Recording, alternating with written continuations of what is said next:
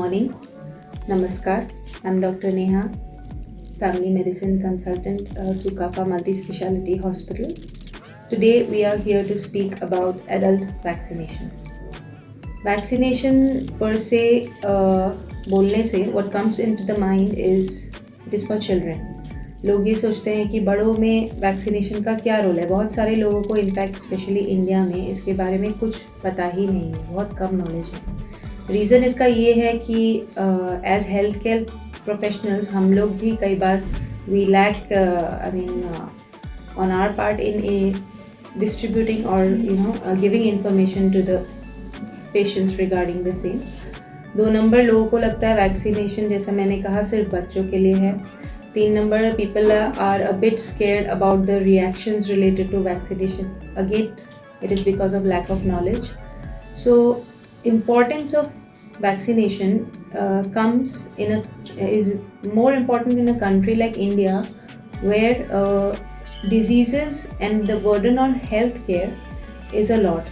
So, vaccine preventable diseases जो होते हैं, जो बीमारियां वैक्सीन से प्रिवेंट किए जा सकते हैं, वो हमारे देश में बहुत ज़्यादा कॉमन है. They're very common, and because of this, vaccination indirectly actually reduces the healthcare burden cost.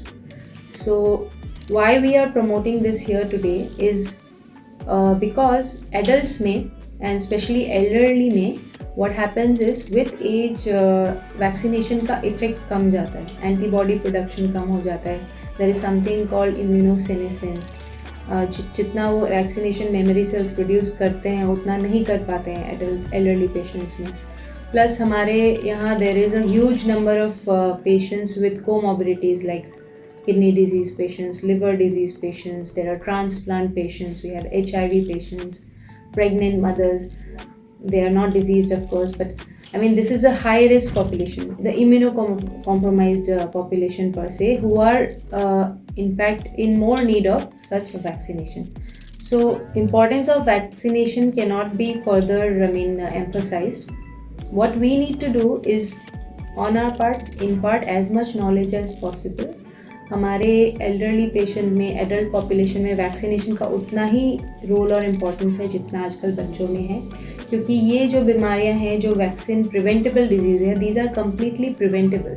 जैसे आपका HPV है, जो सर्वाइकल कैंसर का वैक्सीन हम देते हैं for HPV virus. Herpes zoster है जो कि चिल्ड्रन में कॉमन है, लेकिन एडल्ट्स में it is quite fatal, quite dangerous. ये सब प्रिवेंटेबल डिजीज़ है, इसको हम प्रिवेंट कर सकते हैं. तो why increase the disease burden in the society when you can easily take a vaccine and reduce the disease load? So इसीलिए हम चाहते हैं कि जितना हो सके आप लोगों को बताएं, समझाएं कि वैक्सीनेशन लेना क्यों ज़रूरी है. और एज डॉक्टर्स हम ये ऑप्शन देते हैं पेशेंट्स को ऑफ कोर्स, लेकिन हाँ, पेशेंट की जानकारी जितना है उतना इंडिया में नहीं है. उनको यही लगता है कि बच्चों के लिए ही वैक्सीन ज़रूरी है, बड़ों में कोई रोल नहीं है, बड़ों को देने से कोई एडवर्स सीरियस रिएक्शन हो जाएगा और बीमारियां हो जाएंगी. इस तरह के कुछ मिथ्स हैं वैक्सीन से एसोसिएटेड, ये हम कमा देना चाहते हैं. इसीलिए वैक्सीनेशन के बारे में आप जितना, अगर आपको जानकारी नहीं है या आप किसी हाई रिस्क ग्रुप में हैं, तो जाके अपने डॉक्टर से ज़रूर कंसल्ट करिए. हमारे यहाँ भी आप आ सकते हैं, हम आपको समझा सकते हैं इम्पोर्टेंस इसका इंडिविजुअली, बिकॉज ये बहुत इंडिविजुअल चीज़ है.